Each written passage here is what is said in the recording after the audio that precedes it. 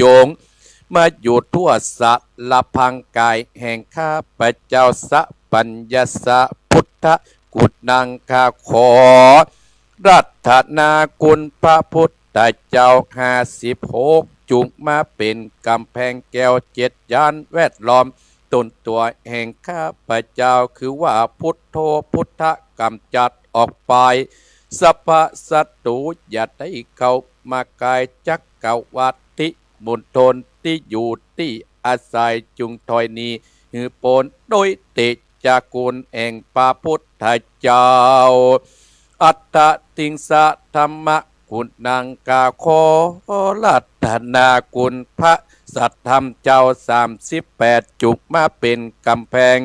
แก้ว7จันแวดล้อมตนตัวแห่งข้าพเจ้าและท่านผู้ฟังและเจ้าของสถานีวิทยุกู้สถานีธรรมโม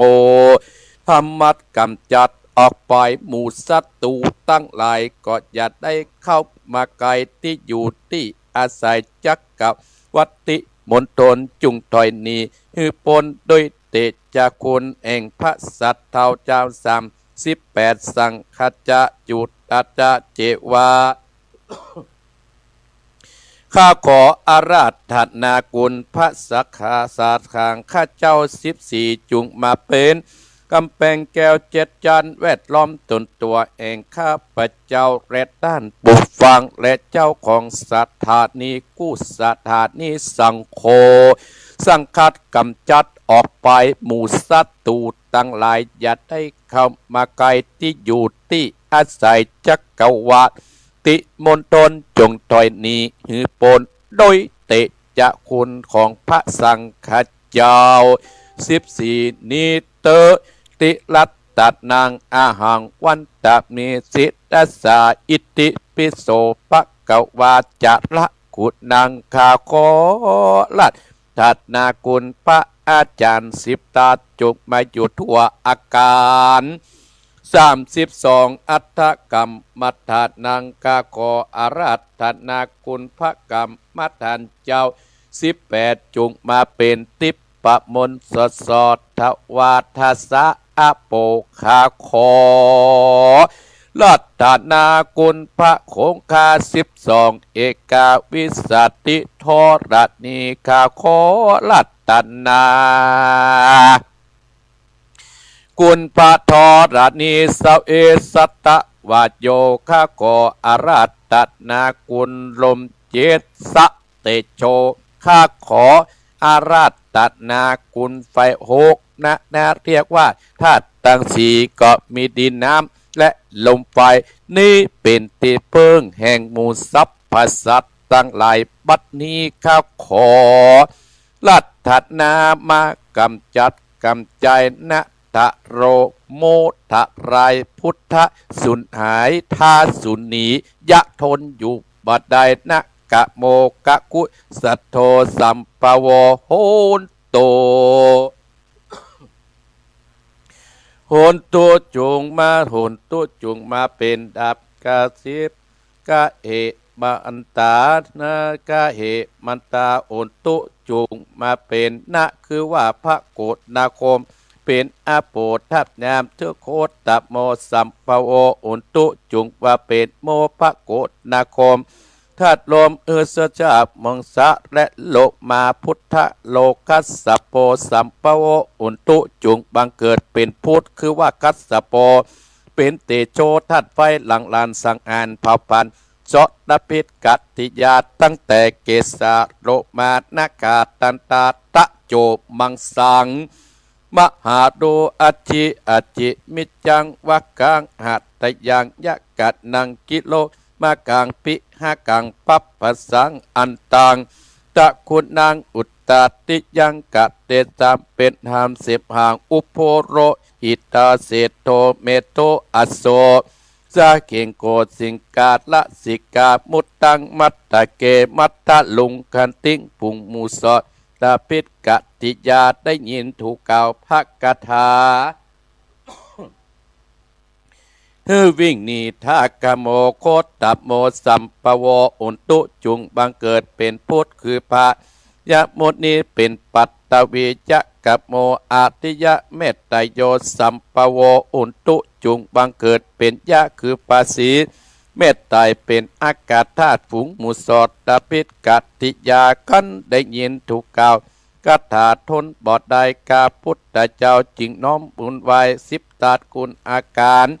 21 กุลอักขระ33 กุลนิสาวาสกุลอัสวาสกุลปัสสาวาสศีล5ศีล8ศีล10ศีล227กุลปัญญากุลโสดากุลสกิทาคาเมกุลอระอันตากุลมักสีผลสีนิพพานหนึ่งเป็นเก้านับพระอินทราเป็น10กุลตนะศิราเนกขมะปัญญาวิริยาขันติสัจจะอธิฐานะเมตตาอุเบกขาตวัตติงสาปารมีสัมปันโนพุทโธอนันตทิคุณโนวัตโสภควาอันว่าพระสัตตาอันตาที่คุณจักปะมันมิได้จุบมุนแต่ปนทิปะมนตนปัจเจียนตั้งแต่84,000พระธรรมขันธ์ตัดเสียถึงไปนายและไปนอดคุณพระฤาษีนรอดคุณพระฤาษีนรายคุณพระฤาษีตากงัวคุณพระฤาษีตาไฟคุณฤาษีได้แสนกดคุณบันทิดาโบ18คุณอันทรงวิชาแห่งพระพุทธเจ้าเตตตายคุณพระสายญาติคุณพระบาทคุณพระธาตุคุณพระมหาโมกขราคุณพระสารีบุตรคุณพระมหาอุปโกฏคุณติงสาวกคุณบันทิตสัมมัเนนคุณพระมหากัญจนาเกณฑ์คุณจินพรหมวิหารตั้ง400,000 โกฏจักกวาลมาบันดาลเผ่าพานอสรพิษตั้งแต่เกศาตั้งแต่กิตติยาทิสราตุโลมาขออาราตนากุณอาภิธรรมา7 คัมภีร์สังปิตาปุกกยปะข้าขอรัตนากุลนิกายตักอาทิมาสังอังคุอาขออาราตนากุลพระวินัยตังอาปะจุปะข้าขอรัตนากุลศรัทธาตั้ง8อาจิตนวัฏะอาทากายะข้าขออาราตนากุลชยมาทะอุกัสสะนะทุจุงมาเบดดาบกัปสิกาเหมันตาข้าขอรัตนามาอยู่กลางสารผู้ฆ่าจักฟันโดยไตรสัตนาคมคือพุทธังตัสสะมิธัมมังตัสสะมิสังฆังตัสสะมินะโมตัสสะสะตัสสะโมนะโมตัสมุสัพพะสัตตุก็ขาดเป็นพงทุรีที่เดืออยู่ในอินทรีย์กฎนี้ไปอยู่จักกวาลกูจักอังองค์การนากิงบันทานกูจักไปมาผ่านฝูงหมู่มารก็ร้อนดนอยู่ปอดใดกูจักติจันตังวานกูจักเล่าปากาตาอะสังบิตาสุปุสาภานะปิตังทวะการังมิตังพุทธะมิตังตั้งกล่าวกูจักเล่าเป็นพระคาถาพุทโธจะมาจิโปเสโธสริโปจะทาขิเนอุตตเรมุกัรดันโนจะอัดดันโตมัจจิวัจจะโกตัญโยปุปปโกปัจเจภคะวัมปติอุปติหติธาเดอาคเนจกัสสะโปหะโรเจวาอิสานเนสัพเพเตพุทธมังกระโยตตวาปุจิโตอุนตินิตุโกปันทโวมหาเตโชสตาอุนติสยาสุติภาวันตุเมอายุวันโนสุขังพระลังเอาละศรัทธาญาติโยมโอ้ศรัทธาอาตมาภาพห่างเหินไป3 อาทิตย์ก็ได้มาพบปะศรัทธาวันนี้วันที่19หายไปตั้งแต่พวกก่อนออกภาษาและศรัทธาญาติโยมโดยเพราะว่าสังขารธรรมมันบอดเตี้ยงรู้ความเงียงไปมานะศรัทธาญาติโยมอายุมันก็นักกะว่านักกะว่ามานักกะว่าได้ศรัทธาญาติโยม63 ปีวันพุกนี้ วันที่21เนี่ยวันฮือนี่อนุโมทนากับโยมสมพรรัตนังแม่สาวรักษ์พิวงศ์อยู่แม่ทารบปุตสถาญาติโยมและหลายผู้หลายคนที่เป็นห่วงสังขารเฮาเนาะก็วันนั้นโยมสมพรกับคณะสถาญาติโยมก็ได้มาเยี่ยมจะเมื่อคืนวันนี้ก็จะได้เป็นเจ้าภาพกันเทศเมื่อวันนั้นเปิ้นได้ถวายเป็นพิธีร้อยโดยมีโยมสมพรเจมโมยและภายหุแหม2 คนจำชื่อมาได้สถาญาติโยมก็ยังแควนหลังจากได้ฉันได้รับยาจากโยมสมพรที่เปิ้นเอามาถวายก็ยาเขียวก็รู้สึกว่าค่อนคลายไปแต่ก็ยังบาเต้าดีเต้าที่ควรเด้อสถาญาติโยมแต่อาตมาภาพก็ได้ไปโปรดสถาญาติโยมที่เปิ้นได้มาบอกที่ได้มาเจิญไปที่ได้มารัตนานิมนต์ไปแต่วานี่ก็2 งานสถาญาติโยมมาเพียกับพักผ่อน ว่าตอนเจ้านี่ลายประบอกให้ท่านพระครูพิวัฒนวโกมท่านผอ.ของเฮาและท่านรองเจ้าคณะอำเภอว่าบรรพุกจะขอเข้ากำเนิดกลัวสถาญาติโยมจะลืมอาตมาภาพ เนาะ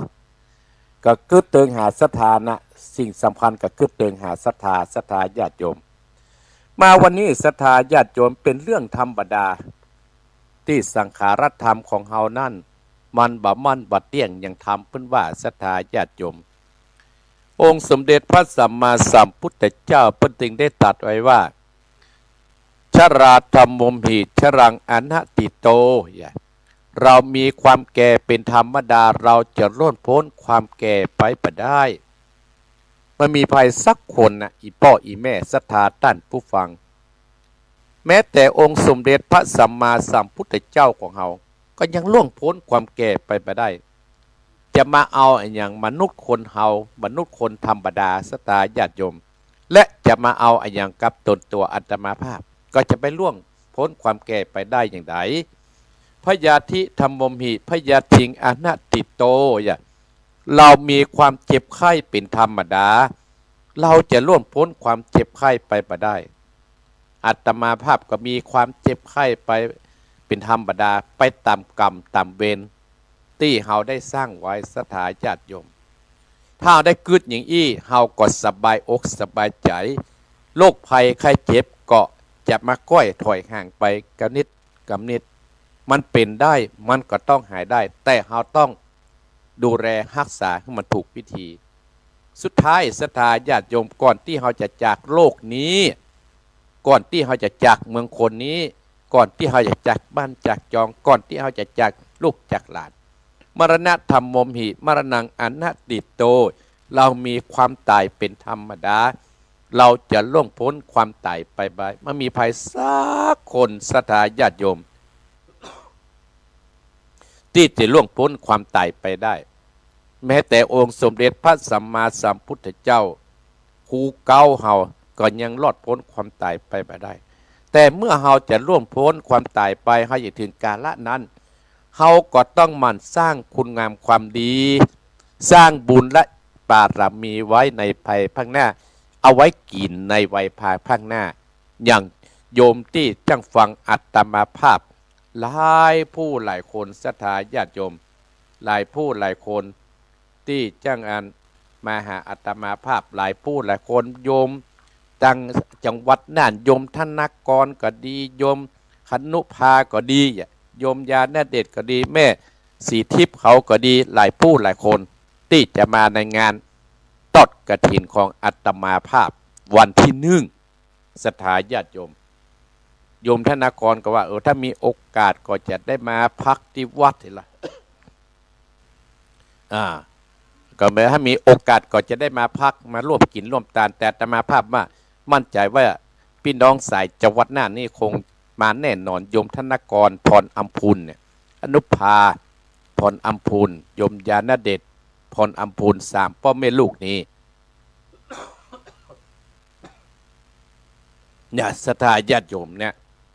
อาตมาภาพอนุโมทนากับโยมสมพรรัตนา ก็ดีสมพลรัตนังก็ดีหลายผู้หลายคนมาได้มาก็ส่งใจมาก็ได้บุญศรัทธาญาติโยมปอดสนันแม่แจ่มจันก็ดีคณะของเปิ้นเนี่ยตลอดถึงโยมแม่สาวรักษ์เขาก็ดีหลายผู้หลายคนที่รู้จักอาตมาภาพอันนี้เป็นการมาฮื้อกำลังใจซึ่งกันและกันเหมือนกับทำมาสร้างบุญสร้างกุศลเนี่ยศรัทธาญาติโยมทั้งหลายพุทธเจ้าตรัสว่าสัพเพหิปิเยหินานาภาโวเราจะเป็นต่างๆเราจะต้องพลาดพลาดจากของรัก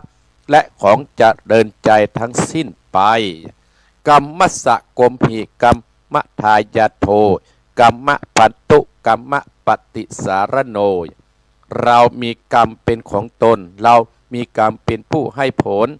เรามีกรรมเป็นแดนเกิดเรามีกรรมเป็นที่พึ่งติดตามยังกัมมังกะติสามิกันละยนังวาปาปะกังวาตัสสะทายาโทพระวิสามิเราทำกรรมใดไว้จะเป็นบุญหรือว่าเป็นบาปนะเราจะเป็นทายาทคือจะต้องได้รับผลของกรรมนั้นไปเมื่อมีภัยร่วงพ้นเรื่องกรรมศรัทธาญาติโยมคนเฮาเนี่ยหนีอันยังก็หนีได้ศรัทธาญาติโยมหนีหนี้เงินล้านหนีเงินแสนหนีคดีก็ยังปล้นได้คดีฆ่าคนตายก็ดีคดีลักทรัพย์อย่างนี้แค่10 ปีก็หายกันแล้วศรัทธาญาติโยมแต่คนเฮาน่ะหนีกรรมหนีเวรบ่ปล้นอาตมาภาพเชื่อมั่นเรื่องบุญเรื่องกุศลแน่นอนศรัทธาญาติโยมบุญกุศลเนี่ยจะค้ำจุอุนหนุนเฮาต้านตั้งหลายอีพ่ออีแม่ศรัทธาญาติโยมที่เฮามีกินที่เฮามีใจทุกวันเนี่ยเพราะอะไรอย่างเพราะบุญเก่าปังก่อนเฮาศรัทธาญาติโยม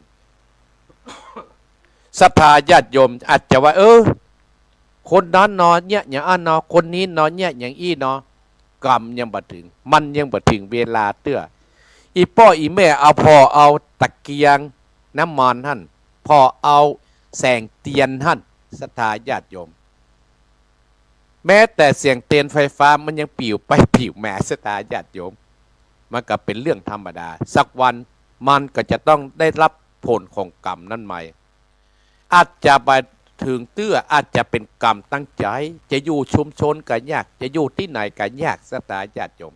เรื่องกรรมเนี่ยมีแน่นอนบางคนน่ะมีเงินเบื้องต้นสุดท้ายก็เป็นขี้เหล้าขี้ยาเป็นไปต่างๆนั่นนะเป็นตามกรรมที่เปิ้นลิขิตไว้ศรัทธาญาติโยมเนี่ยสิ่งนี้เมื่อเจ้านี่อาตมาก่อนที่จะเทศธรรมพัทธัส5 เส้นของแม่น้อยกัดนัดที่อมตะที่อาตมากำลังเทศได้1 ผูกอยู่ศรัทธาญาติโยมเพราะว่าที่มันจะจบเมิดแล้วแต่บ่ได้มีโอกาสได้มาพบปะศรัทธาเนื่องจากสังขาร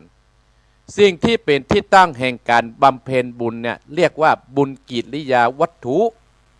โดยที่อัตภาพจะอู้แบบ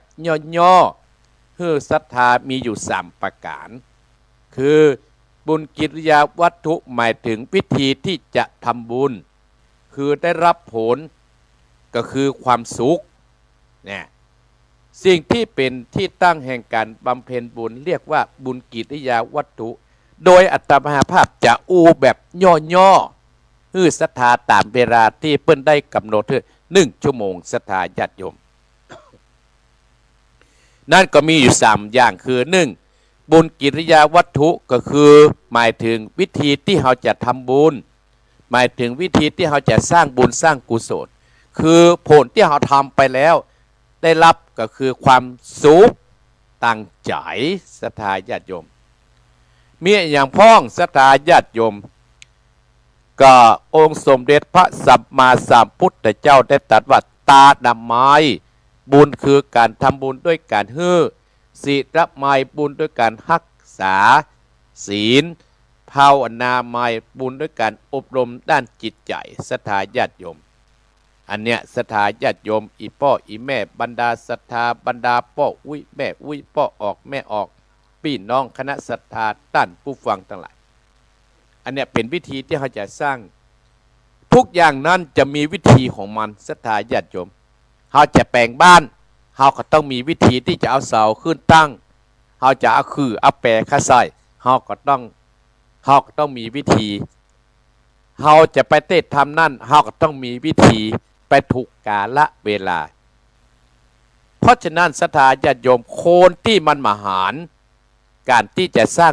บุญกิริยาวัตถุก็คือคนอันตพานบ้านอันตพานเมืองเนี่ยศรัทธาญาติโยมคนอันตพานบ้านอันตพานเมืองเนี่ยศรัทธาญาติโยมจิตใจตามันบอดใจมันก็ต้องบอดเพราะว่ากรรมเก่านั้นจะตามสนองศรัทธาญาติโยมอย่างอีพ่ออีแม่ต้านผู้ฟังของอาตมาภาพนะโอ้จิตใจอันแสงสว่างตาแสงสว่างก็จะไปสร้างบุญสร้างกุศลมากำจุอุดหนุนและจะเป็นแบบอย่างรักษาตัวและรักษาเพื่อลูกหลานไล่หูได้หาศรัทธาญาติโยมอันเนี้ยคือที่ตั้งแห่งการบำเพ็ญบุญคือบุญกิริยาวัตถุโดยอู้ย่อๆก็มี3 ประการก็คือมี3คือบุญกิริยาวัตถุหมายถึงวิธีที่จะสร้างบุญสร้างกุศลผลที่เราได้เนี่ยไปได้ทำไปนั้นก็คือเรามีความสุขศรัทธาญาติโยม เราจะมีความสุขอย่างอาตมาภาพเนี่ยได้อู้ได้จ๋าได้อยู่กับอีพ่ออีแม่ได้อู้ได้จ๋าอีพ่ออีแม่โทรมาอาตมาภาพก็มีความสุขเนี่ยศรัทธาญาติโยมได้ยินเสียงอีพ่ออีแม่ยังมีอยู่กับลูกกระดานอาตมาภาพก็มีความสุขอันนี้ก็เป็นบุญอย่างหนึ่งเนี่ยตารมายบุญคือการทำบุญด้วยการให้ศรัทธาญาติโยมหรือว่าการให้ในที่นี้อย่างก็คือให้วัตถุให้เสื้อให้ผ้าให้ปัจจัยให้เข้าให้น้ำหรือให้ใจให้ธรรมะศรัทธาญาติโยมให้ธรรมะแก่คนตั้งหลายที่เปิ้นโหอย่างวันนี้อาตมาภาพก็เป็นคนที่ให้ธรรมะอีพ่ออีแม่ศรัทธาต้านผู้ฟังเฮาตั้งหลายอีพ่ออีแม่ก็มีความสุขอยู่กับอาตมาภาพโอ้แม่พี่สมัยวันนั้นโทรมาเป็นยังได้ท่านพ่อครูบัดดีแต่กาคนเฒ่าก็เติงหาอาตมาหายไปเกิงเนื้อสถานญาติโยมยังไม่ได้ไปเสาะกินยานะทานยานะแค่กำอู้สถานญาติโยมแค่กำอู้สถานญาติโยมกำอู้เนี่ยมันไม่ได้ซื้อหรอกแต่ศรัทธาอู้แม่ทำให้คนมีกำลังใจสามารถเดินทางผ่านอุปสรรคไปได้ศรัทธาญาติโยมองค์สมเด็จพระสัมมาสัมพุทธเจ้าตรัสว่าคนเฮาเกิดมาแล้วมันมีอุปสรรคชีวิตเนี่ยบัจจัยศรัทธาญาติโยมอุปสรรคเนี่ยอาตมาภาพเปรียบเหมือนครูนะศรัทธาญาติโยมเปรียบเหมือนครูว่าโอ้เฮาจะเตียวไปที่ใดที่หนึ่งเนี่ยมันบ่ได้มาง่ายๆหรอกสิ่งอันใดที่ได้มาแบบง่ายๆสิ่งนั้นน่ะกระลุดมือเฮาไปง่ายๆเฮาบ่รู้จักคุณค่าอาตมาภาพตะก่อนและศรัทธาญาติโยมอีพ่ออีแม่ญาติโยมท่านผู้ฟังของอาตมาภาพอย่างอาตมาภาพมีกินมีใจทุกวันนี้ก็มีครูบาอาจารย์ยกตัวอย่างกับท่านพระครูอภิวัฒนวิกรมเนี่ยเป็นต้นเป็นเก้าเป็นประธานแล้วก็ที่ได้คืออาตมาภาพได้มีโอกาสได้อู้ได้จ๋าได้อู้ได้จ๋าอีพ่ออีแม่ได้หูจักอีพ่ออีแม่ตั้งลำปางก็ดีถ้ามันมีขึ้นวิทยุมีเจ้าของสถานีอาตมาภาพก็บอกหูจักมาอันนี้บุญเนี่ยก็จะย้อนไปหาท่านผู้ฟังบุญเนี่ยก็จะย้อนไปหาเจ้าของสถานีวิทยุสถาญาติโยมสถานีกู้สถานีเตี้ยอาตมาภาพท่านอาจารย์พระครูอภิวัฒนวิกรมเนี่ยได้ถ่ายทอดไปได้เกาะเกี่ยวสัญญาณไปอีพ่ออีแม่ฟังอาตมาภาพมีความสุขอาตมาภาพก็มีความสุขอันนี้เพื่อว่าเป็นยาที่ให้กำลังใจซึ่งกันและกันกำลังใจเนี่ยเป็นสิ่งที่สำคัญนะศรัทธาญาติโยมกำลังใจนั้นมาจากไหนมาจากการกระทำมาจากการกระทำออกทางไหนออกทางการอู้การจ๋าการที่จะให้กำลังใจซึ่งกันและกันอันนี้ศรัทธาญาติโยมเป็นยาวิเศษเนอะเอาแม่นงรักพี่ทองจามาละหันพี่น้องเรายาวเนอะวันที่1เนอะ วันที่30ก็ก็มาช่วยที่วัดก็ได้อาตมาภาพก็อนุโมทนาสาธุโดยอันนี้ตรมัยบุญคือการให้หรือว่าการศีลไมยศรัทธาญาติโยมการทำบุญด้วยการรักษาอย่างศรัทธาญาติโยมรักษาคือรักษาศีลรักษาศีลศรัทธาญาติศีลของเขาเนี่ยมีสัพพะสัพปืนพูดถึงศีลในวันนี้เลยเอาผัดตัด5 เส้นมาเล่าคือศรัทธาฟังโดยทำแม่น้อยกัดนัดหลับปูนเป็นคนเอามาถวายให้อาตมาฝากท่านพอมาฮื้อนะศรัทธาญาติโยมแห่งกรรมจะอุ้นเรื่องปัตตัด5 เส้นสรุปเนื้อธรรมฮื้อศรัทธาเนื้อธรรมวันนี้เจ้าภาพนั้นก็มีแม่สาวรักษ์พิวงศ์นางปุเรืองจันวงศ์ตันไปหาไอ้เกษมจันวงศ์เนี่ยและแม่น้อยกัดนัดได้ไปคู่เป็นเจ้าภาพทำฮื้อศรัทธาญาติโยมที่จะได้ฟังกัน3ภาวนาไมยบุญกันอบรมจิตใจเนี่ยเรื่องจิตใจเนี่ยเป็นเรื่องสำคัญศรัทธาญาติโยมจิตใจเนี่ยมันจับมาได้มันมหารพนถึงบอกว่าคนเฮาหันแต่หน้าแต่ด้านจิตใจบหารแต่สำหรับตัวอาตมาภาพนี่หันเนี่ยศรัทธาญาติโยมอีพ่ออีแม่ต้านผู้ฟังท่านพระครูเป็นผู้วิเศษกับพระเจ้าอาตมาภาพหันพระศรัทธาด้วยการกระทำยกตัวอย่างโยมธนกรกับโยมคณุพายโยมสมพรรัตนังโยมแม่ แม่จันเพนคำโพธาหลายผู้หลายคนโยมป้อสนันแม่จำจันเนี่ยเปิ้นฮือเฮาได้หารได้การกระทำศรัทธาญาติโยมตลอดถึงแม่บัวพัดกับแม่จงดีเขากันหลายคนเตี้ยแต่มาภาพได้ไปได้ไปจาได้ประเทศได้ไปนี่อย่าแต่มาภาพ2 วัน3 วันน่ะก็เสียงกันยังบดีประเทศที่วัดที่บ้านใหม่ป่าฝางใหม่เนี่ยตำบลน้ำดิบเนี่ยอำเภอป่าสางเนี่ยศรัทธาญาติอีพ่ออีแม่ต้านผู้ฟังมีตึงปวดใจมีตึงไม่ยิงนักแตะนักว่าศรัทธาญาติโยมก็อนุโมทนากับศรัทธาตะวานี่กับไปเตะที่ปุ่งจ้อแล้วก็ปล่อยปุ้นวัดอุดรพันธ์เนี่ยที่ตำบลตุ้งปีศรัทธาญาติโยมคนนักศรัทธาญาติโยมอาตมาภาพก็มีความสุขตั้งใจและตั้งกายเสียงบดีปุ้นกับฟังกับว่าอาตมาภาพก็มันเป็นบุญอาตมาภาพแล้วเนี่ยนะบุญเนี่ยมันพอประหารศรัทธาญาติโยมจะได้พอวันที่1เนี่ยศรัทธาญาติโยมพี่น้องลำปางโดยแม่พิสมัยก็จวนกับมาเนอะอาตมาภาพจะแจกพระศิวลีนะงามสามารถเอาไปห้อยคอได้เนอะอาตมาภาพงามนะศรัทธาญาติโยมอีพ่ออีแม่เอามันเป็นทองหล่อแล้วก็เอาไปใส่สร้อยคนเดียวเนอะอาตมาภาพมีสร้อยให้ห้อมก็ได้มาห้อมก็ได้แต่ขอขึ้นมาได้รับของแจกจากเป็นที่ระลึกแล้วเฮาอายุ7-80 6-70เฮาได้มาได้หู้จักกันมันเป็นบุญหรอเป็นความสุขทางใจนะศรัทธาญาติโยมอย่างแม่พิสมัยเทพดำรงอยู่ที่พวกลำปางเนี่ยศรัทธาญาติโยมกันหู้จักกันตั้งเฟซตั้งไลน์ว่าหู้จักกันตั้งเตศเสียงอาตมาภาพก็ว่าก็คงจะมาเพราะโยมธนากรเนี่ยพรอัมพูนเขาเนี่ยที่นี่ก็คงจะได้มาพบปะมาที่วัดที่วาเพราะฉะนั้นก็จะได้ฮื้อ2 คนผัวเมียเนี่ยอุ้มผ้าไตรแห่ศรัทธาญาติโยมปีหน่อยปีตั้งนั้นอาจจะเป็นประธานให้อาตมาภาพอันนี้เฮามาเป็นบริวารร่วมกันมันก็ได้บุญเต่าเดียวกันถ้าจิตใจบริสุทธิ์ศรัทธาญาติโยมเนาะ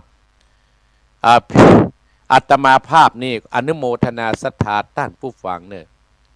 บุญใดกุศลใดที่อีพ่ออีแม่ได้คิดได้ทำศรัทธาญาติโยมได้คิดได้ทำนี่นะก็ขอให้เป็นบุญเป็นกุศลกำจุอุดหนุนศรัทธาญาติโยมตี50 นาทีและศรัทธาญาติโยมมีแห่งอย่างหนึ่งศรัทธาญาติโยมก็มีธรรมะอย่างหนึ่งด้วยว่าอคัตติสีศรัทธาญาติโยมอคัตติสีนี่ พุทธเจ้าเพิ่นบอกว่าสันทาคติ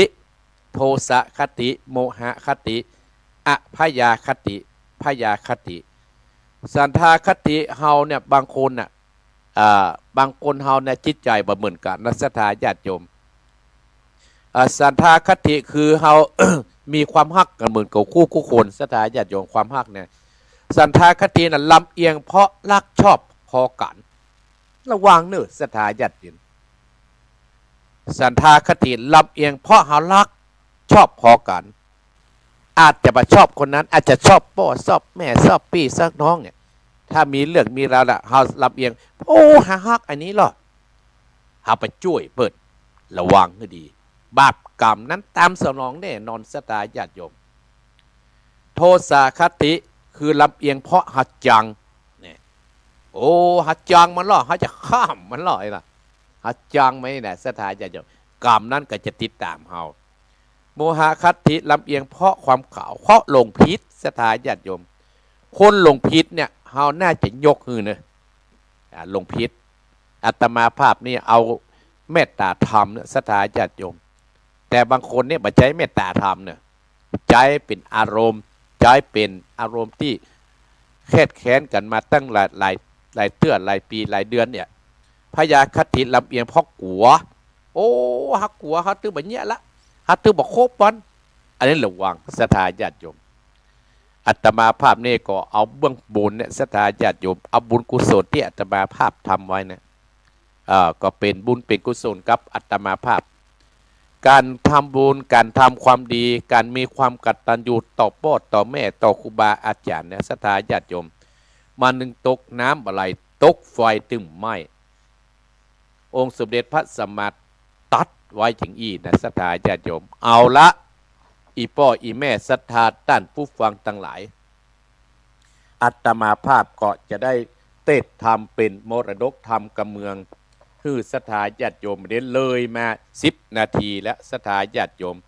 ท่านพระครูใบติกาพรชัยโสรัตโตอยู่ได้ยินนี่ก็ไม่แอวเนอะนิมนต์มาเนอะนิมนต์มาแอวนะท่านพระครูเนอะงานกฐินมีวันที่1นะถ้าว่าเหลืองานกฐินปุ๊บมาพักนี้ได้เนอะมาพักนี้ได้ถ้าได้ยินแล้วเนาะอนุโมทนาสาธุเนอศรัทธาญาติโยมเอาละเนอศรัทธาญาติโยมเจ้าภาพพ่อสนันแม่แจ่มจันทร์สีร้อมสมปล่อยแม่เสารักพิวงนางบุญเรืองจันทร์วงตันประหารนายเกษมจันทร์วงเสี่ยงชีวิตไปอันนี้ก็เป็นคนวัดคนวาศรัทธาญาติโยมถ้าจะเกิดเป็นเทพบุตรอยู่สวงจวันชั้นฟ้าละโยมนิคมเจิมสมัยอยู่ปทุมธานีโยมนิคมเจิมสมัยป่อนิคม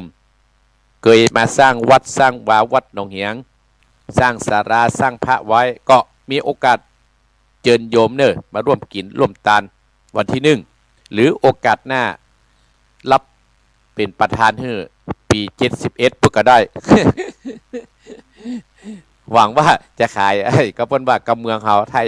ขายก็เนี่ยดอกลืมชื่อไปแล้วดอกป่วยเซียนศรัทธาญาติโยมก็ขอให้ร่ำรวยมหาศาลเนอะเอาละศรัทธาญาติโยมอาตมาภาพก็เจนจวนศรัทธาอีพ่ออีแม่ต้านผู้ฟังเฮาเนอะตั้งอกตั้งใจฟังน้ำฟังธรรมชื่อว่าเตวัตตัด5 เส้นจะเป็นอย่างใดนั้นก็ตั้งอกตั้งใจหลังท้ายละการพุทธจะให้ศรัทธาโทรมาเนอะการโทรมานะศรัทธาวันนี้ห้ามโทรเด็ดขาดโทรมาบอกว่าอยู่ที่ไหนโดยอาตมาภาพฮับแล้วโยมอยู่โดยสเกตโยมอยู่เมืองฝางโยมอยู่จอมตองโยมอยู่โดยรอโยมอยู่แม่วางหลับปูนเนี่ยเมืองวินเที่ยวอะไรก็ว่าไปเอารับฟังพระอาจารย์เลยเนอะหรือว่าฟังตู้ลุงเลยเนอะเพราะว่าจะมาเพราะว่าเวลามันน้อยศรัทธาญาติโยมเพราะว่าพอเพิ่นจะได้เอาเป็นเครื่องวัดเป็นเครื่องวัดว่าโอ้จะเพิ่มและเวลาเฮือกะจะอยู่กับอีพ่ออีแม่นี่ก็อยู่กับศรัทธาต้านผู้ฟังของอาตมาภาพและมีงานญาติโยมก็มาร่วมกินร่วมทานกันงานง่อยงานใหญ่เปิ้นกะนะเป็นเครื่องวัดว่าก็มีคนฟังอยู่เอาละเนอะไหวเนอะ ศรัทธาญาติโยมท่านผู้ฟังทุกคนทุกท่านโดยอำนาจแห่งพระธรรมกุศลแห่งพระธรรมนี้จงฮึกกับไก่มาเป็นก๊อกแก้วไขคำมาปกอำสัมพริสายยังตนตัวของต้านผู้ฟังและของเจ้าของสถานีวิทยุกู้สถานีต้านผู้ฟังทุกท่านตั้งอกตั้งใจสดับรับฟังพระธรรมเทศนาผัดตัด5 เส้นได้บัดนี้นะโมตัสสะภะคะวะโตอะระหะโตสัมมาสัมพุทธัสสะสิรินะสุขติงยันติสิเรนะโภคสัมปตาสิเลนะนิพุตติงยันเตสัตตะวตุดาตาโพธิสัตตังหลายตั้งยิ่งใจมวลหมู่ปะกันนั่งตาฟังธรรมตั้งศรัทธานิวิทยุขึ้นสีขาวปาการยกมือไหวย้อนมักไฟใจไม่ใครไปปานพ้นจากต่างตกต่างยากเกืองกาตั้นต่างหลายผาตะหน้าไฟอ้อยยังสุขชื่นจอยสัมปาการคือสุขสำราญนะรำยิ่งมีกู้สิ่งดังประสงค์ได้คงกระรุ่มตายคือสุขแหล่งตาเมืองโคนสุขเมืองบนเต้นตองเต้นแขดห้องเมืองสวรรค์เป็นนิรันดร์นะข้าเจ้าบ่อโศกเศร้าเกืองกามีตันอาจดับบอดตกจิ้งวอดดับไอใต้พันภายไปสู่ยังที่อยู่เดลาปันชัดธาตั้นต่างหลายจึงปาการตันเข้านามวัดผู้พัมปัจจัยสินดวงใส8 สัตตาปากันมากดแกดกับตนบอบบาวนาโดยบาปอันกาหยาบนาปากันมาพร้อมนานั่งอยู่ท่าฟังธรรมฟังแล้วก็ปากันนะจดจำก้อยการกายเอาสารเอาเป็ดญาณพิเศษปา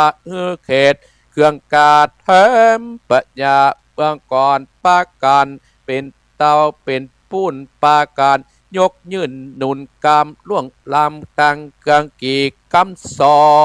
นมีการติดต่อท่านตั้งหลายจุงตั้งประสาทลอดดับฟังบัดนี้เดชเตอมนุษสาอันว่าคนนาตั้งหลายโลกใต้ก็มีใจบ่ได้สังกะญาหลายภาษาเจียวเผาพ้องกันมัวดำกัดตามกำตัวไล่บอกเว้นไว้ตั้งวันพ้องก็มีใจแผ่กว้างหุมก่อสร้างตั้งดีบางพ้องก็มั่งมีหลายแหล่พ้องกอดตกยากแก่อันนาตาอันว่ามัดโนสาเฮานี้กันว่าอยู่ร่วมกันที่การนะเมื่ออานันตุนเตาอาภาตัดนาเราจิตใจอันว่ามีกรรมปันดันนาย่อมต่อยลายอึกหยาบยิ่งกว่าหมูมาจักมายิ่งกว่านางงัวควายเหตุนานักปัดเจ้าตั้งหลายเช่นปุมอนพิตาใจปัญญาเคาะห้ามไว้เพื่อคนน้อยใหญ่ปฏิบัตินะเป็นกองงามลำเลิศปาเฮือเกิดสวัสดีโจนนะเปรียบตั้งในโลกีน้อยใหญ่จักแปลงเงินใหม่อยู่สร้างแปลงตุบอย่างมุงคาตั้งวัดว่าลงโบสถ์กำแปลงรวดวิหารปากันประมาณการโกงฮึดถูกร่งกอกมันกอบปากันหนุ่มเตาเอาเชือกวัดแต่เก่าถึงปลาย พ่อเล็งใหม่ตวนทีแมนตี้กองดีบอกหนีแบบเบาอันนี้เล่าเปรียบไว้เป็นปัดตัดใจไก่มานั้นแหละนาอันว่าผัดตัดหาเศษนั้นเล่าปฏิไว้ตนยศโจดได้โปรดเตสัตนาก็มีปนาติปาตาเป็นเก่าสุราเล่านันนาเป็นหมายคอเฮือยิงใจหนุ่มเต่าจุงพัมหูอย่าไปเฮาจักไข่บอกจีเฮือแจ้งทีอันเป็นที่ขอปานาดนั้นเล่าเว้นจากบาปเศร้าจุปกันบ่ทอดละมันผูกมาดเคขาสัตว์ตรวจน้อยใหญ่ปะเอาไม่เครื่องขีมันบ่เป็นที่ข้ามขาดยังสัตว์นาทวนนาเนื้อนาเป็นดินการบินบนอากาศและแหลดนา ตัวหยุดหาดวางสายหยุดในหูดในตามตัวหยุดน้ำวางทานมือกำลังสั่นไปอ้อยต่อสัตว์ใหญ่น้อยตานาเคกาข้ามขาดยังสานนะลุ่มใจโลกีปากันนันนามีนักหนาปะฟากันปะหนุ่มเตาปากันบ่อร้อยนั้นและนาผัดตัดหาเซนที่สองนันนาท่านต่างหลายเฮ้ยผู้ฟังตั้งตามสถานีวิทยุนาถึงได้ถึงพ่อแม่สัพพวงศาพ่อแม่ได้เป็นกำพร้าและนาตั้นตั้งหลายตั้งแต่ข้อหนึ่งถึงข้อที่ห้าตามที่อัตตมาได้เทศนาเป็นข้อเก่านำไปเหตุนาตั้นตั้งหลายจงคัดนิ่งหมายมีศีลไว้อักษาศีลจักปาพ้นจากตั้งตุกยากจุประการได้สุขเจบานชื่นจอยดังไปห้อยผาธนาเทมปาการหนึ่งสายเปิดกองบุญอันใหญ่ประเสริฐอันล้ำเลิศสัมประการคือตานางคือการคือตันบอกขาดศิระรังมีศีลสะอาดทักษาภาวนานังก็มันภาวนาทิศต่อมีศีลก่อในใจปัญญาใจปัญญาอันล้ำเลิศบังเกิดก็มีแก่สัตตา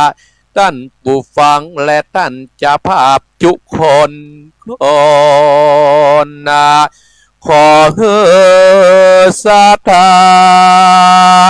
ท่านตั้งหลาย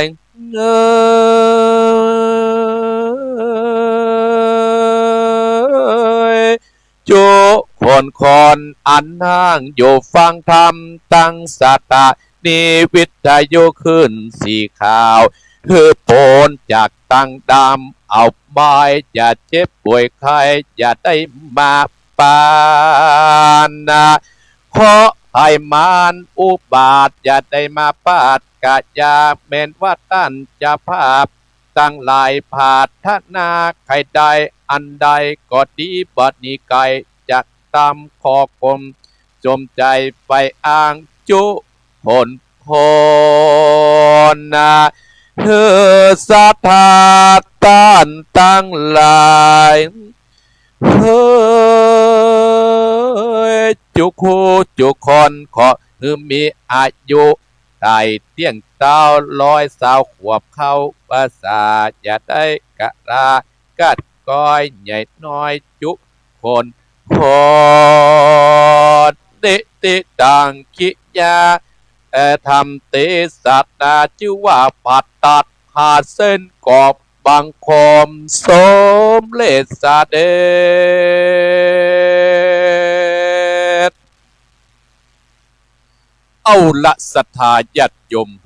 อีพ่ออีแม่ท่านผู้ฟังทั้งหลาย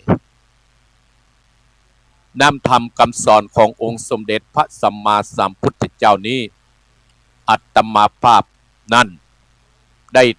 เทศนาจบไปเป็นธรรมของเม็ดน้อยกัดนัดได้ซื้อมาพุทธามาศรัทธาญาติโยมเมื่ออาตมาภาพเมื่อกับพ่อออกศรัทธาแม่ออกศรัทธาอีพ่ออีแม่ของอาตมาท่านผู้ฟังรายการมรดกธรรมวันติดในวันนี้โอ้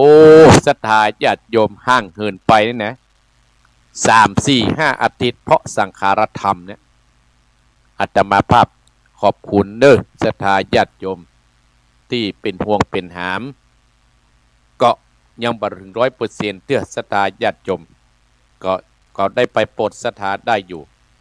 ยังได้จะดีกับศรัทธาญาติโยมอีพ่ออีแม่ท่านผู้ฟังของอาตมาภาพวันที่1ศรัทธาญาติโยมเป็นงานกฐินประจำปีของอาตมาภาพก็เชิญชวนศรัทธาอีพ่ออีแม่ท่านผู้ฟังของอาตมาภาพมาฮือหันหน้ามาให้มาถึงสถานที่มารับของที่ระลึกศรัทธาญาติโยมมากินข้าวร่วมกันอีพ่ออีแม่ใส่สุดสีขาวมาฟ้อนลำหน้าศรัทธาญาติโยมได้หันอีพ่ออีแม่โอ้มันม่วนบัดต้องมีปัจจัยมือ10 นิ้วก็ได้บุญได้กุศลเหมือนกันขอและมารับของที่ลึกจากอาตมาภาพพระศรีวรีนำโจทย์บุญรักษาครอบครัวรักษาตัวเองรักษาจิตรักษาใจศรัทธาญาติโยมมา1ก็ได้1 องค์ศรัทธาญาติโยมแจกแน่ถ้ามาหาอาตมาภาพหลังจากทอดกฐินแล้วนะศรัทธากี่ข้อตอนแล้วเข้าหาอาตมาภาพเนี่ยเข้ามาทุกคนฟังซอเรียบร้อยก็เข้ามาหรือกินข้าวแล้วก็เข้ามาอาตมาภาพไปนั่งที่ปรำศรัทธาก็เข้าไปไหว้อาตมาภาพก็แจกเลยแต่ห้ามขอไปเพื่อคนทางบ้านโอ้แม่อุ้ยนั่นน่ะไม่ได้มาฝากมาเอาให้คนที่มาศรัทธาญาติมีจำนวนจำกัดโดยอันนี้แจ้งให้ศรัทธาญาติโยมท่านผู้ฟังเนอะก็อาตมาภาพเข้าใจศรัทธาญาติโยมบางคนก็จะเดินเดินกลางกายมาแต่เฮาบ่ฮือเอาฝากไปศรัทธาญาติโยมนะเป็นพระศิวรีห้อยคองามเนอะเอาไปห้อยคอแขวนคอลูกแขวนคอหลานเนี่ยศรัทธาญาติโยมมันก็ดูดีก็ได้เจริญคุณพระพุทธเจ้าพระธรรมเจ้าพระสังฆเจ้านั้นเข้าทรายนะฮั่นคือปุปปะคาสาอาตมาภาพเชื่อเรื่องบุญนะศรัทธาญาติโยมมาถึงตี้นี่นะศรัทธามันถึงเป็นอย่างถ้าถึงตี้มันคือหมดอายุขัยศรัทธาญาติโยมพระทัด5 เส้นศรัทธาญาติโยมเปิ้นอู้เรื่องของศีลศรัทธาญาติโยมเรื่องของศีลข้อที่1กับปานาติปตาเวระมณีศีลเนี่ยเปรียบเหมือนน้ำที่มาชำระล้างน้ำที่เรากินทุกวันเนี่ยเอามาล้างหน้าก็คือสะอาดแต่เอามาล้างจิตใจมาได้แต่เราก็เอาทำปตัด5 เส้นมาล้างจิตใจที่มีในจิตใจที่มันขุ่นที่มันมัวล้างของสิ่งของกินของตานเฮาศรัทธาญาติโยมคือหลีกเลี่ยงในการที่จะไปเบียดเบียนตั้งกายเบียดเบียนตั้งใจคือปนาติปตะเวระมณีคือเฮาไปฆ่าสัตว์ตัดชีวิต2อตินาทานาเวระมณีเฮาไปลักของคนนั้นเฮาไปหยิบของคนนั้นนะศรัทธาญาติโยมทุกสิ่งในโลกเนี่ยมีเจ้ามีของกันกูคู่กูคนมีเจ้ามีของกันกูคู่กูคนแต่เฮานั่นน่ะก็ต้องสร้างเองเฮาจะไปหยิบไปลักของคนนั้นคนนี้มันเป็นบาปนะท่านศรัทธาญาติโยม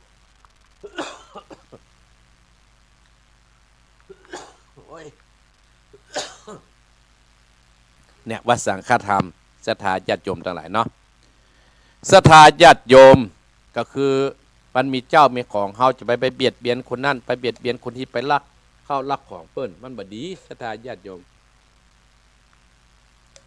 กาเมสุมิสาจาราอันนี้ก็ซ้ำไปใหญ่ศรัทธาจะไปสร้างกรรมเนอะศรัทธาญาติโยมโยมวารีนันทนัทอนุโมทนา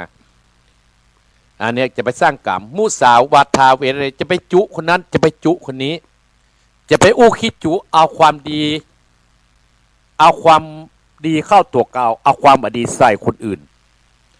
คนที่ไปสร้างแบบนี้นะศรัทธาสักวันหนึ่งนี่นะมันจะได้รับผลของกรรมมัน อสุราเมรยะเนี่ยอู้ไปยาวไปได้เกิงในสถานญาติโยมเด้อีพ่อยแม่ได้อู้แล้วนะใส่ขยะเพราะว่าสุราเมรยะนะกินและเสียสติสถานญาติโยมโอ้เรื่องเหล้าเรื่องยานี่มันมีแต่ครั้งพุทธกาลและสถานญาติโยมเพราะสิ่งเหล่านี้เนี่ยเพราะฉะนั้นผัดตัด5 เส้นเนี่ยทำให้ครอบครัวเนี่ยมีความสุขความครอบครัวเนี่ยเย็นความพุทธเก่านี่เย็นลง อู้ถึงศรัทธาญาติโยมข้อที่1เนี่ยศรัทธาญาติโยมเพิ่นที่ห้ามไปทอดกายกรรมวจีกรรมมโนกรรมกรรมเนี่ยจะต้องเฮาทำแล้วมันจะต้องติดตามเฮานะศรัทธาญาติโยมบางคนอีพ่ออีแม่โอ้อีพ่ออุ้ยกระทำดีขนาดอีแม่กระทำดีขนาดเขายังมา นินทาว่าอีพ่ออีแม่เนาะอาตมาเคยมาอู้มาจากอาตมาภาพกระเลยตัดบอกว่ามันเป็นเรื่องของกรรมศรัทธาญาติโยมจัดก่อนปังก่อนเฮาอาจจะเป็นคู่กรรมคู่เวรกันมาเจ้ากรรมในเวรกันมาเป็นคู่กรรมคู่เวรคู่อาฆาตกันมาการยังบ่พอจะคุยหรือว่าแมงปังปอนกับงูเห่าหันศรัทธาญาติโยมแมงงูเห่ากับแมงปังปอนไม่ถูกกันที่ไหนเพราะว่าก่อนจะสิ้นจะจ่ายแมงปังปอนน่ะอาฆาตงูเห่าเหรอเลยเป็นศัตรูกันตั้งแต่วันนี้กับมือกับหนูกับแมวฮะศรัทธาญาติโยมแมวนั่นน่ะอาฆาตไว้ในใจก่อนจะสิ้นจะตายเนี่ยเปิ้นเลยบอกว่าอีพ่ออีแม่จะหันว่าคนที่จะตายเลยตุเจ้าก็ดีผู้อาจารย์ก็ดีจะมึงอันนู้อย่าคำพุทโธพุทโธเนยอ่ะบอกเจ้าว่าคือมึงเนี่ยไปอันเกิดถึงอีนี้มึงจะแม่แย่ในบัจจัยอะไรเพื่อเอาพุทโธพุทโธเกิดถึงบุญกินบุญตาเนยอย่าเพื่อจะสอนนี่เหรอแต่บางคนก็ได้มาเบียดเบียนตั้งกายตั้งจิตใจสักวันหนึ่งกรรมนั้นจะต้องตามสนองแน่นอนศรัทธาญาติโยมอัตมาภาพเชื่อมั่นถ้าอีพ่ออีแม่เชื่อกรรมพระพุทธเจ้าเชื่อกรรมครูบาอาจารย์เนี่ยเชื่อกรรมพ่อกรรมแม่เนี่ยรับรองว่าตกน้ำอะไรตกไฟมาไม่แน่นอนของเปิ้นกับฮักศรัทธาญาติโยมมันต้องไปเบียดเบียนละทุกอย่างมุสาวาทาที่อาตมาภาพว่าตะกี้เนี่ยมันมีทางครั้งพุทธกาลมาแล้วเหรอกเตวตัดกับพระพุทธเจ้านะเป็นป้อกามตัวกันศรัทธาญาติโยมสุดท้ายเตวตัดมาปะใส่ไม่ยิงตุ๊กตาคนหนึ่งศรัทธาญาติโยมลูกเพื่อเขาได้ของกินของลูกเขาได้ของเล่นเตวตัดหูว่าถาดทองคำเป็นถาดแต่ไปจุเปิ้ลแต่งมาให้ลูกของเปิ้ลสุดท้ายพุทธเจ้ามาบรรลุก็เอากล่องนะตึงหมดโยกคือไม่ยิงตุ๊กตากับลูกเปิ้ลไปหมดสุดท้ายก็เทวทัตก็เกิดเสียดายกันงอนก็มาจะมาขายเปิ้ลโอ้พุทธเจ้าเฮาเป็นพ่อกาคณะก็ข้ามตะฝั่งไปแล้วสตาโอ้เทวทัตองค์นี้ก็ล้างจะแค้นกับกามเม็ดกามขี้ทรายมากว่า10 จัด100 จัดปันจัดกูจะต้องเป็นอันนี้ศัตรูกับเมืองต้องหอดประเดี๋ยวในสถานเทวทัตกับพุทธเจ้าบรรทุกกันเหรอแกล้งพระพุทธเจ้าใจลูกสาวพระพุทธเจ้าไปต่างๆแน่ๆเนาะสุดท้ายแกก็อยู่ไปได้เทวทัตที่เกิดมาอยู่ในเมืองคนเนี่ยชอบไปรังควานคนอื่นชอบเป็นอันตรพานศรัทธาญาติโยมสักวันเนี่ยแผ่นดินจะสูบมันแน่นอนอาตมาภาพมั่นใจเพราะอาตมาภาพเนี่ยเชื่อมั่นเรื่องบุญเรื่องกุศลเทวทัตในเมืองพลไปมาอันนี้มันจึงมีละมันมาเกิดหรออาตมาภาพและอาจจะเป็นคู่กับคู่เวรเฮาก็ได้โอ้แต่สักวันหนึ่งมันก็จะต้องได้รับผลของกรรมมันนั้นไปแน่นอนศรัทธาญาติโยมอันนี้สุดท้ายกับสุราเมรยะเนี่ยอาตมาภาพอู้ยาวก่อนจะไปได้อู้กับศรัทธาแล้วนะเพราะเวลามันก็ล่วงเลยไปติดศรัทธาญาติโยมยิ่งมันเบินทำมาปะกันเนี่ยศรัทธาญาติโยมเนาะโอ้มันเป็นท่าเป็นทางแล้วมันอู้ม่วนจากวันประเดี๋ยวตี5:33 นาที33 นาทีหลังจากออกอากาศ6 โมงเนี่ยอาตมาภาพต้องเตียวบิณฑบาตเป็นกิโล2 กิโลนะศรัทธาญาติโยมโอ้ไปเขตกรปกลางกลุ่มที่5ปุ่นทุกวันติดวันเสาร์วันพุธเนี่ยอาตมาภาพจะออกตอนเช้าโอ้ศรัทธาญาติโยมคนที่จะสร้างบารมีสร้างบุญนี่นะมันจะมีเทวทัตมาขีดขวางเทวทัตก็ได้อาจจะได้รับความสนับสนุนโคนเป็นเทวทัตเหมือนกันเป็นลูกเทวทัตเป็นญาติเทวทัตศรัทธาญาติโยมอาจจะสนับสนุนก็ได้ หมู่นี้นะชวันมันจะได้รับผลของกรรมนั้นไว้กายกรรมกรรมทางกายวจีกรรมกรรมทางวาจามโนกรรมกรรมทางใจเนี่ยศรัทธาญาติโยมทั้งหลายโอ้มันถึงมีล้อศรัทธาญาติโยมอาตมาภาพเคยคนที่บ่ฮู้จักบุญคุณอาตมาภาพมีเรื่องเล่าให้ศรัทธาญาติโยมฟังในครั้งหนึ่งศรัทธาญาติโยมในครั้งหนึ่งเนี่ยนะในธรรมเพิ่นบอกว่ามีเสือมีงูมีเทวดามีหมาป่ามีงัวป่ามีอีวอกมีกระต่ายมีเสือมีงูมีฤาษีมีเทวดามีหมาป่ามีงัวป่ามีอีวอกและมีกระต่ายในครั้งหนึ่งในธรรมนะที่อาตมาภาพไปเทศน์นะศรัทธาญาติโยมมีเสือเจ้าป่าตัวหนึ่งเนี่ยศรัทธาญาติโยมถามว่าเสือเจ้าป่านะแค่ได้ยินชื่อเขาก็กลัวแล้วนะศรัทธาญาติโยมยิ่งได้ยินนั้นมันมาซึมยังวันหนึ่งศรัทธาเสือตัวเนี้ยเตียวปฏิจมปวกศรัทธาญาติโยมเตียวปฏิจมปวกหันว่าอากาศมันฮ้อนอีพ่ออีแม่ทั้งหลายฮ้อนแตะฮ้อนว่างูเห่าตัวนี้อยู่ในหูที่จมปวกเสือตัวเนี้ยเตียวไปถึงที่หันที่นอนหน่อยก็มานอนไปนอนหน้าจมปวกที่หูงูอาศัยอยู่ในหันงูเห่าตัวนั้นสถานนอนไปเพียบป๊บก้นลงต้มก้นลงยังแบบพออาหารฟาดขี้ดินที่หัวปุ๊บปุ๊บปุ๊บทำให้งูที่นอนหลับอยู่ในหัวสะดุ้งตกอกตกใจศรัทธาญาติโยมอีพ่ออีแม่เราคิดถึงว่าคนมันให้หลับอย่างเนาะถ้าอูดเป็นคนเนี่ยมาโดนเสียงดังเดี๋ยวมันก็โมโหกันซะได้งูนั่นก็เลยออกจากหูมาอ๋อไอเสือนี่บัดได้แล้วเนี่ยเป็นเจ้าป่าเจ้าเขายังมีคุณธรรมเนี่ยหันว่าเปิ้นกลัวมันทั้งบ้านทั้งเมืองก็เลยด้วยความโหก็เลยงูเห่าตัวนี้ก็เลยคบเสือนั้นผู้ปิดเข้าใส่ท้ายเสือนั้นก็ตายลงไปสถานญาติโยมตายเหี้ยที่หน้าจมปลวกงูนั่นก็เลยเข้าไปนอนอยู่ในหลับในขณะนั้นก็มีฤาษีองค์หนึ่งสถานญาติโยมอาศัยปฏิบัติธรรมจำศีลอยู่ในป่าหันเตียวไปว่าอย่าไปหนาบุหุไปเอาลูกไม้ผลไม้อย่างกะอย่างกันสถานป้าหันจะเสือตายสถานญาติโยมก็เกิดความเมตตาอันเนี้ยผมวิหารทั้งสี่มีเมตตากรุณามุทิตาเมตตาอ่อนและสถานญาติโยมโอ้เสือแล้วฤาษีก็เลยเปียมาแท้เชกพ่อฤาษีผีผู้วิเศษลักษณะเคี่ยนเสือเพี้ย3 กรัมเสือนั้นก็ฟื้นมาเป็นเสือนังเก่าปะตายสักกรัมเสือนั้นฟื้นขึ้นมาเสือโคตรสถานญาติโยมหารับดีๆมาเคี่ยนกูอย่างนี่รับอยู่ดีมาเคี่ยนเขาอย่างเราไม่ว่าเนี่ยเสือนั่นก็โคตรจะกินฤาษีว่ายาแค่นั้นแหละอันนี้ตามธรรมนะสถานญาติโยมฤาษีว่ายาจะไปกินเดี๋ยวเขาจะต้องไปถามคนตั้งหลายที่อยู่ในเมืองเนี่ยอยู่ในป่าเนี่ยเสือก็เลยตกลงถ้าว่ามีคนบอกว่าสมควรที่กินข้าจะให้เป็นอาหารพ่อเสือก็เลยปาไปหาเทวดาสถานญาติโยมโอ้ฤาษีปาเสือไปหาเทวดาจะตัดสินแล้วนะสถาว่าเสือจะกินฤาษีได้ก่อเองป้าถามเทวดาถามว่าโอ้มันเป็นยังไงฤาษีเป็นยังไงเสือสอบถามเหมือนตำรวจสอบถามผู้ร้ายเนี่ยสถานญาติโยมแต่เทวดาองค์เนี่ยสถานญาติโยมถ้าเราตัดว่าฤาษีเป็นผู้ถูกเสือก็จะต้อง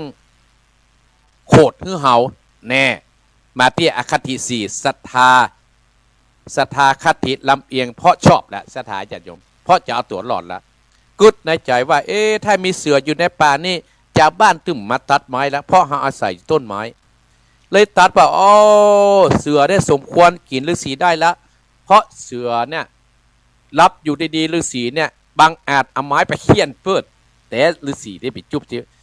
จะกินฤาษีแล้วกับศรัทธาญาติโยมเนี่ยเทวดาไปหลงผิดแล้วนะขนาดเทวดายังหลงผิด และคนธรรมดาจะไปหลงผิดได้จะได้อีพ่ออีแม่ถ้าคนมีธรรมะแต่หรือสีมันยอมก็เลยป้าเสือกับงูน่ะไปหาหมาป่าความว่าหมาป่าเอาเล่าตั้งแต่ต้นมาหมาป่ากับว่าโอ้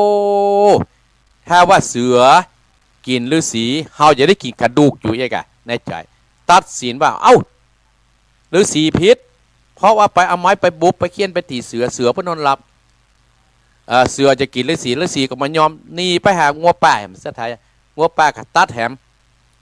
ตัดไปถึงไปให้อีวอกไทยอู้ปิดตอนเนี่ยสถายอย่าประจบแล้วเนอะ7 โมงก็ประจบแล้วสุดท้ายไปที่กระต่ายสถายญาติโยมกระต่ายเป็นสัตว์สุดท้ายที่จะตัดสินว่าระหว่างเสือกับฤาษีเนี่ยภัยพิษเอาแหละมาจันป่ายแล้วเนอะสถาจันต้นจันนั้นตัดสินพิษเพราะว่าลำเอียงเพราะว่าศรัทธาคติลำเอียงเพราะชอบพอการโทสะคติเพราะว่าเพราะจังเพราะเอาตัวรอดโมหะคติเพราะความก่อบ่หูลงพิษพยาคติเพราะความกลัวเพราะหมู่นั้นเตี้ยวดากะกลัวมาป้ากะกลัวงัวป้ากะกลัวอีวอกกะกลัวตายกลัวมันเนี่ยฮือเอกกลัวเสือเนี่ยฮือเนี่ยศรัทธาญาติโยมเอาเลยกระต่ายจะไปพูดตัดสินนะศรัทธาเรื่องต่อไปกระต่ายตัดสินศรัทธาลองคำนวณว่ากระต่ายจะตอบว่ากระต่ายเป็นสัตว์น้อยที่สุดศรัทธาญาติโยมกระต่ายเนี่ยเปิ้น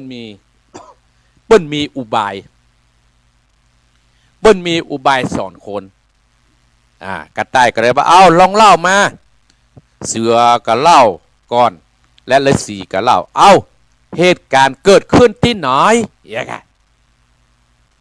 ประเดี๋ยวจะให้เราตัดสินเหตุการณ์เกิดขึ้นที่ไหนเกิดขึ้นที่หนทางกาเกิดขึ้นที่ไหนกากระต่ายนี่บอกเสือก็บอกว่าข้านอนที่จอมปลวกปูนเห็นป้าละเมาะนึงอยู่เนี่ยฤาษีกาไม้มาเคี่ยนข้าเนี่ยกระต่ายจะว่าจะได้กระต่ายก็ออกว่าเหตุการณ์เกิดขึ้นที่ใดปลาฆ่าไปพอที่เหตุการณ์เกิดขึ้นเนี่ยศรัทธาญาติโยมอันนี้ศาลตัดสินแล้วกระต่ายเสือฤาษีกับปลากันไปที่เหตุเกิดแก่ศรัทธาญาติโยมทั้งหลายไปถึงที่งูไปถึงที่จอมปลวกหั่นมันแย่อย่างได้เสือแสดงต้องเตะฆ่าพอหรองูก็นอนรับอยู่ในหูฮะศรัทธาญาติโยมยังมาตื่นเด้อเสือก็แต่งทำเหมือนครั้งทุกครั้งต้องเนี้ยเหมือนแต่เนอะเนี่ยเหมือนข้าวก้อนที่ตัวเนี่ยนะนอนลงบุ้มแผ่นดินไหวกันศรัทธาญาติโยมไปป้อหางฟาดขี้ดินปุ๊บอย่างที่อาตมาเบื้องต้นงูก็สะดุ้งหมดศรัทธาญาติโยมทั้งหลายงูก็เลยออกจากหูมาโคบเสือตัวนั้นตายตัดที่หันศรัทธาญาติโยมอีพ่ออีแม่ศรัทธาญาติโยมทั้งหลายก็มาถึงเสือแล้วนะญาติโยมกระต่ายก็ได้บอกว่าฤาษีถ้าฤาษีจะจุบชีวิตมาขึ้นมากระตามใจแต่เนอะข้าขอบายกระต่ายนั่นก็วิ่งหายไปในป่าแวบเดียวสตาญาติโยมฤาษีก็ยืนพิจารณาว่าโอ้กรรมมาถูกต้องแล้วเนาะข้าก็ขอไม่ใบปล่อยให้เสือตัวนั้นเป็นอาหารสัตว์อาหารสิ่งเป็นอาหารสัตว์ต่างๆนานาในที่ป่านั้นศรัทธาญาติโยมเนี่ยโคนเฮาที่หลงผิดอาตมาภาพเลยมาเรื่องเนี้ยในธรรมเนี่ยคือศรัทธาญาติโยมทำความดีแล้วก็บ่ต้องกลัวสร้างบุญกุศลแล้วก็บ่ต้องกลัวบุญนั้นก็จะกำจูอุนุนเหมือนฤาษีเปิ้นประพฤติปฏิบัติมานะศรัทธาญาติโยมตกน้ำบ่ไหลตกไฟบ่ไหม้สุดท้ายกระต่ายก็มาแก้เหตุการณ์นั้นสุดท้ายเสือกระต่ายเหมือนเก่าฤาษีก็มาจุบชีวิตฮือละทั้งที่ฤาษีมีเมตตาธรรมเอาฮือกีนเอาฮือใจ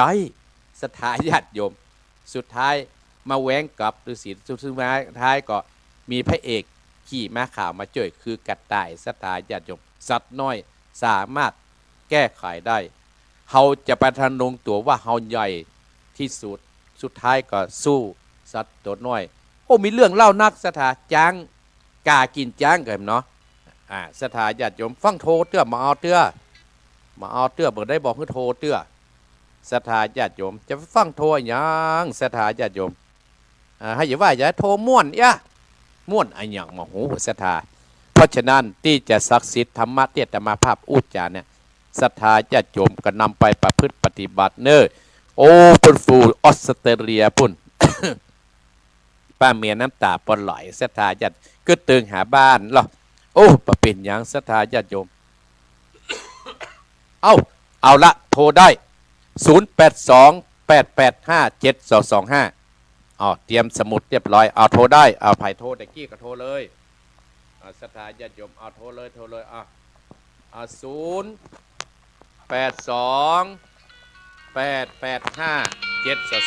เอาโทรเลยเอาจะเดินปอนจักรันครับถอยโมปางโมกโอเคขอบคุณหลวงพ่อนะขอบคุณหลวงพ่อฝนไม่ตกนะไม่ตกเลิกแล้วเลิกแล้วนะอนุโมทนานะปางโมกโอเคเจริญปอนเจริญปอนแม่บัวพัดกอบนี่มีแท้นะน้องเจ้าตะกูลเจ้าเจอมาแล้วนะนักกายินดีเนอแม่เนอเอากำลังใจท่านตะกูลเนอขอเชิญพระครูอยู่สุขภาพแข็งแรงเนอบุญนี้ย้อนหาแม่เนอเจ้าจะเริญปอนซ้ายต่อไปจะเริญปอนไว้จ้าพระคุณเจ้าแม่ฟังยินเลยแม่ไรแม่นี่ก็ไม่เฮือนแม่เรือนอนุโมทนาเนอจ้าชัดเจนเนอยินดีเนอสายต่อไปเจริญปอนสายต่อว่าแม่ฟังยินเนอแม่ศรีวิไลป้าจะได้แม่ศรีวิไลแห่งไปละอาทิตย์วันนี้เกิดหนุนแม่ได้ติดฟังตัวเจ้า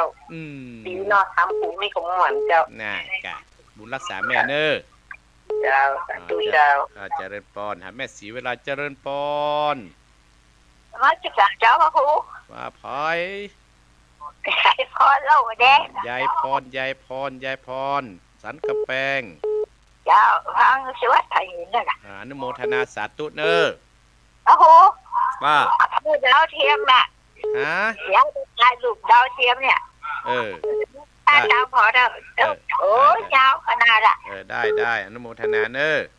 เจ้าเจริญปอนโอ้คุณไว้สาขาท่านบุญธรรมปุงน้องวิทย์จริงหายฟังอยู่นะครับอนุโมทนาเนปอนเนอ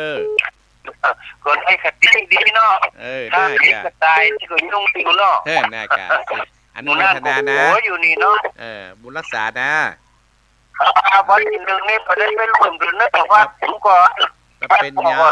มีโอนั่นพอดีเป็นยังได้ยินกันยินดีใจแล้วเนอครับผมไว้สา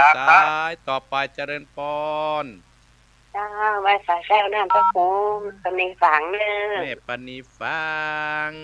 เจ้าชัดเจนเลยนะเจ้าอาตมาก็ว่าอย่าไปฝังสันต้นเปาเนี่ยวัน2 วันเนี่ยไปงานเนี่ยกระถิ่นกับเจ้าว่าจ่ายงานตันหาคนตายญาติเนาะอนุโมทนาสาธุนะเจ้าเจริญปอนสายต่อไปเจริญปอน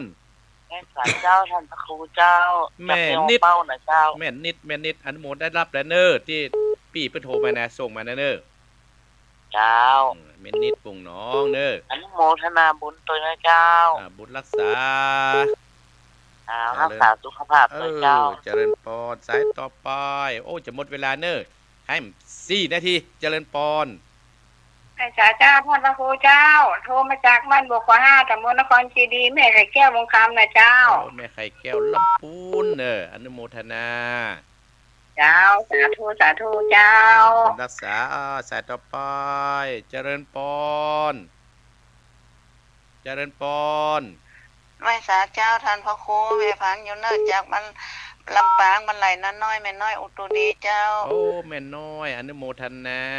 วันนั้นไปงานแล้วหันหน้าไม่น้อยมาจบตีกระต่ายนะเนาะท่านหูเนาะกระต่ายตัวน้อยนะแม่เนาะแต่ใจปัญญาเจ้ากระต่ายตัวน้อยข้อแกบอกขวแกใจอุบายแกใจปัญญาเนาะเจ้าอนุโมทนาแม่ฟังเตอจนจบเลยเนอะบุญรักษาเนอ เจ้าเจ้า เจริ สา ญพ ธุ ร เจ้า สายต่อไปลำปางเจริญพร แกเป็นสาเจ้าท่านพระครู แม่สีทร เจ้าฟังอยู่เจ้า แม่ฟังอยู่เนาะแม่สาวล็อกหายแซบ บ่หายแซ่บตื่นแล้วเด้อ ตื่นแล้วเอ๊ะ เจ้าฟังท่านอยู่ เพิ่นลืมดังหนองเหียงและหายแซบแต่ดึงบัดโทเนี่ย งานนั้นหนักการงานหนัก อนุโมทนานะแม่เน้อ เจ้าไว้สาเจ้า เจริญพรอ้อยซอกสองสายเจริญพร จะอันไว้สาเจ้าแม่ฟังอยู่เนอจังหวัดน่านแม่สมฤทธิ์เจ้า โอ้แม่สมฤทธิ์แม่สมฤทธิ์แม่สมฤทธิ์โอ้ยังฟังแต่แม่ได้ เจ้า โอ้แม่สมฤทธิ์แม่สมฤทธิ์โอ้ เจ้า อาตมาหันหายไปถ้าฟังก็ เจ้าไว้สาเจ้า คุณรักษายมธนากรก็หายไปยมธนากรอยู่ก็เจริญพร ไว้สาวอาจารย์ นี่พาย ตอนนั้นหลงมันคือกอ โอ้เป็นน่านเนาะป้อแน่เนาะน่านเนาะ ครับนั่น โอ้พี่น้องน่านอนุโมทนาเนอ สาธุ คุณรักษาเนอ สา เจริญพรสาธุพอจะจบแล้วเจริญพร สาธุท่านแหม เออ ท่านพระครูเจ้า แม่ยัง แม่เสนภูมิเจ้าฟังอยู่ อนุโมทนาเนอพี่น้องเสียนโคมเนอคุณรักษาเนอเอาละสถาญาติโยมเวลาหมดแต่เวลาหมดแต่เนอสถาญาติโยมเวลาหมดแต่เนาะอาทิตย์หน้าหักกล้วยว่าก่อนวันที่1เนอสถาญาติโยมแม่นี่หมอเนาะญาติเจริญพร ข้าพเจ้า โอ้นี่พี่น้องลีคนไหน แม่ไม่จองครับ แม่จองป้อเนี่ยก็แม่จอง พ่อสุทนครับ พ่อสุทนอนุโมทนาจบพอดีนะป้านะเด้อ อ้าวฟังแล้วกับม่วนอกม่วนใจดีครับ มีกำลังใจสู้เนาะ ครับโอ้ถึงได้นอนฟังลุกก็ได้ก็นอนฟังม่วนเอาดีครับ เอาดีเนาะถ้าฟังกูติดเนาะ ครับ ไหนติดมาได้มาเนาะอนุโมทนาเอาใจเป็นกำลังใจนะป้อเนอ ครับผมครับเป็นกำลังใจให้ท่านนะครับ เช่นเดียวกันอนุโมทนาสาธุเจริญพรอัตมาภาพขอยุติการฮับสายกันเนอสถาญาติโยมเนอขอให้เป็นบุญเป็นกุศลกำจุหนุนสถาญาติโยมเนออีพ่ออีแม่สถาญาติโยมทั้งหลายติดหน้ากว่าปะกันเนอสถาญาติโยมเนอก็ให้สถาญาติโยมวันที่1เนอสถาญาติโยมวันที่1วันที่1ก็ปะกันเนอสถาญาติโยมแล้วก็มันเป็นวันเสาร์เจ้าวันติดอาตมาภาพก็จะได้มาขอบคุณสถาญาติโยมเนาะก็ลองท่าฟังเนาะ